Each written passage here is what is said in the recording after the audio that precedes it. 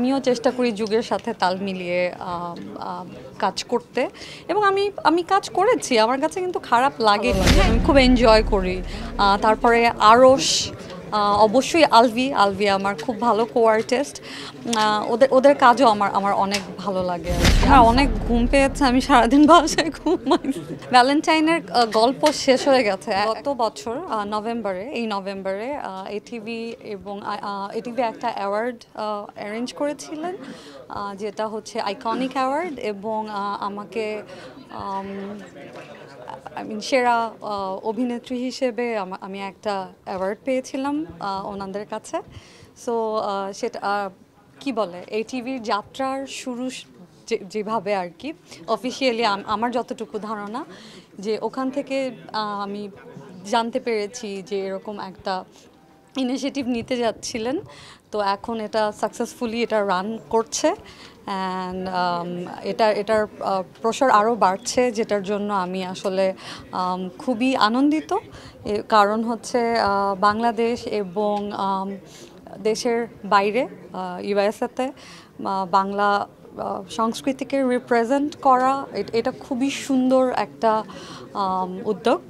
এই এই জন্য আমি আসলে আমার পক্ষ থেকে আমি আন্তরিক শুভেচ্ছা জানাচ্ছি এবং I wish them all the best. আসলে হয়েছে কি, আমি আসলে ব্লেসড অবশ্যই, কারণ আপনারা আমাকে আসলে যে পরিমাণ আমি একটা ভালো কোনো একটা ইনিশিয়েটিভ নিলে আপনারা আমাকে অনেক বেশি অ্যাপ্রিসিয়েট করেন, হয়তো খুবই ক্ষুদ্র একটা step, it's call baby step, but আপনারা যেভাবে আমাকে ইন্সপায়ার করছেন, আমার নিউজ বা আমাকে কাভারেজ দিচ্ছেন বা আমাকে বারবার আস্ক করছেন, সো সেই জন্য আমার আসলে রেসপন্সিবিলিটি অনেক বেড়ে গিয়েছে। আমি চেষ্টা করব আমার আমার নতুন আমার যে আগ্রহ নতুন একটা ক্রিয়েটিভ সাবজেক্টে, সেটা যাতে আমি আপনাদেরকে কখনো নিরাশ না করি এবং আমার কাজ যাতে আপনাদের সবার ভালো লাগে। আর বাদবাকিটা আসলে আমি এখনও জানি না আমি কীরকম ইনিশিয়েটিভ নিতে যাচ্ছি, বাট অনেস্টলি মানে আমি এত কাভারেজ পেয়ে এখন আমার কাছে মনে হচ্ছে যে আমার রেসপন্সিবিলিটি বেড়ে গেছে। ও হ্যাঁ, তো স্টুডেন্ট যারা মেকআপ স্কুলের, তো ওদের প্রত্যেকের একটা ইন্ডিভিজুয়াল একটা অ্যাকাউন্ট লাগে, তো ওখানে Instagram is very popular rather than Facebook and others. TikTok and Instagram is very, very popular. তো আমার তখন পর্যন্ত আমি কোনো মেকআপ রিলেটেড কোনো অ্যাকাউন্ট আমার ছিল না, তো আমাকে তো একটা কিছু মানে দিতে হবে, তখন আমি আমার পার্সোনাল অ্যাকাউন্টটাই দিলাম, যেটা আমার পাবলিক অ্যাকাউন্ট। অ্যান্ড ওরা আসলে যখন মিলিয়ন ফলোয়ার্স দেখেছে, তখন অবভিয়াসলি ওরা বেশ কিউরিয়াস ছিল যে আমি আসলে কে। তো তখন আমি জানিয়েছি যে আমার আরেকটা প্রফেশন আছে, যেটা আমি আসলে দীর্ঘ অনেক বছর ধরে আমি এই প্রফেশনে আছি অ্যাজ অ্যান অ্যাক্ট্রেস, এবং কোয়াইট সাকসেসফুল বলা যায়।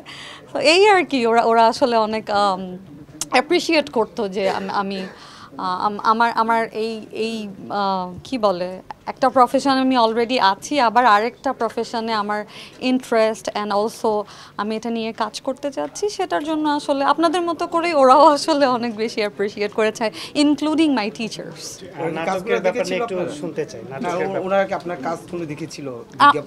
দেখতে চেয়েছিল তখন দেখিয়েছি, যখন ক্লাসের ফাঁকে দেখতে চেয়েছে তখন দেখিয়েছি।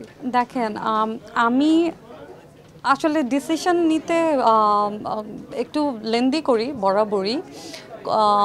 আসলে কি বলবো, যেই গল্পটা আমার মনে হয় যে এই গল্পতে আসলে অ্যাক্ট্রেস প্রভা যে অনেক দিন ধরে ইন্ডাস্ট্রিতে যার কন্ট্রিবিউশন আছে, তো আমি একটা ক্যারেক্টার যদি করি, আমি আসলে আমার জায়গা থেকে আমি চেষ্টা করব যে গল্পটা যাতে আমাকে বেস করে একটু বেশি থাকুক।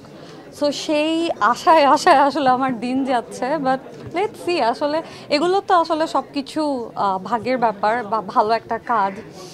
আর অ্যাক্টর হিসেবে সবাই আমাকে মানে কি বলে ওয়েলকাম করেছে, সবাই আমার পারফরমেন্সের জন্য সবাই আমার কাছে প্লিজড অ্যান্ড সেই জন্য আসলে আমারও রেসপন্সিবিলিটি আছে যে আমি দর্শকদেরকে একটা একটা মানে মানসম্মত বা আমার মানে আমি এতদিন ধরে ইন্ডাস্ট্রিতে যেভাবে সার্ভ করেছি সেই রকম একটা কিছু যাতে করে আমি উপহার দিতে পারি সেই জন্যই আসলে একটু মানে অত রাশ নেই আর কি। যেমন ধরেন আমার টিভিসি, সো আমি বেসিকলি আমি একজন মডেল হিসাবে এখানে কাজ করতে প্রথমে এসেছিলাম এবং টিভিসি করেছি, মানুষ অনেক তাড়াতাড়ি পরিচিতি পেয়েছি, আপনারা সবাই আমাকে অনেক মানে কি বলে সঙ্গে সঙ্গে আমাকে রিসিভ করেছেন এবং অ্যাপ্রিসিয়েট করেছেন।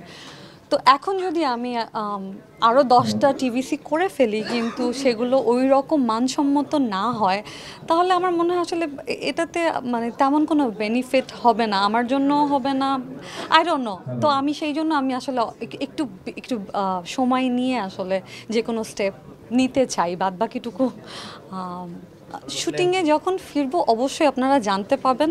এরকম এরকম কিছুদিন আগে যেটা হয়েছিল এই 13 তারিখে আমার একটা কাজ করার কথা ছিল, খুব সম্ভবত কোনো একটা মানে টেকনিক্যাল একটা কারণে সেটা হচ্ছে না। তো যদি করতাম তখন তো জানতে পারতেন, যখন আসলে স্টার্ট করব ডেফিনেটলি জানিয়েই করব আর কি। মানে কাজ শুরু হওয়ার আগ পর্যন্ত আসলে আমি কিছু বলতে চাচ্ছি না। যে কোনো পরিবর্তনই আসলে যে কোনো পরিবর্তন যেটা মানসম্মত, যেটা সুস্থ পরিবর্তন, সেটা আসলে আমাদের উচিত সেটাকে আসলে ওয়েলকাম করা। আমি পার্সোনালি আমি old school, but at the same time আমি জাজমেন্টাল না, আগের গল্প ভালো ছিল, আমার সময়কার গল্প ভালো ছিল, হ্যাঁ, ইটস নট লাইক দ্যাট। আমিও চেষ্টা করি যুগের সাথে তাল মিলিয়ে কাজ করতে এবং আমি কাজ করেছি, আমার কাছে কিন্তু খারাপ লাগেনি। হ্যাঁ, কিছু কিছু ডায়ালগ আমি যখন বলেছি যে আমি এই ডায়ালগটা দিতে চাই না, তখন কিন্তু আমাকে ডিরেক্টররা কখনো আশাহত করেনি, ওনারা আমার সাথে কোঅপারেট করেছেন, ইভেন আমার কো আর্টিস্টও আমাকে কোঅপারেট করেছেন যখন আমি বলেছি যে না আমি এই ডায়ালগটা দিতে চাই না, আমার কাছে মনে হচ্ছে যে ডায়ালগের মধ্যে একটু ডবল মিনিং আছে। And at the same time এখন অনেক ভালো কাজ হচ্ছে এবং এটাও আমাদের ইন্ডাস্ট্রির জন্য একটা অনেক বড়। অফকোর্স দেখা হয়।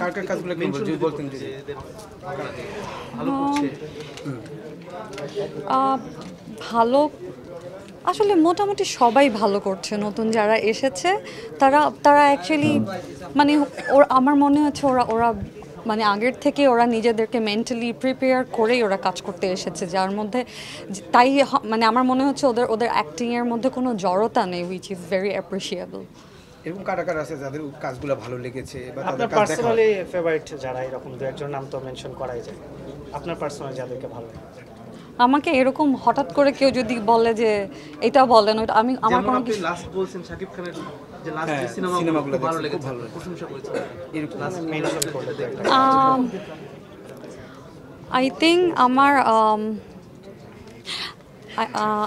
আমার তটিনী, সাদিয়া, আইমান, ওদের কাজ আমার বেশ ভালো লাগে। তারপর একটা মেয়ে আছে Neha, she is so pretty. এই তো আমার সবাইকে অনেক অনেক ভালো লেগেছে। আর অনেস্টলি আমি অহনার অ্যাক্টিংয়ের আগেও ফ্যান ছিলাম, বাট এখন ওর অনেক অ্যাক্টিং দেখি, অহনা আর তানিয়া বৃষ্টি, ওদের দুইজনের কাজ আমার কাছে খুব ভালো লাগে, আমি খুব এনজয় করি। তারপরে আরশ, অবশ্যই আলভি আমার খুব ভালো কো আর্টিস্ট, ওদের কাজও আমার অনেক ভালো লাগে আর কি। আমি সরি, আমাকে এভাবে আসলে জিজ্ঞেস করলে আমি নাম ভুলে যাই। ভ্যালেন্টাইন গেল, মানে আপনি দ্বিগুণ হবেন।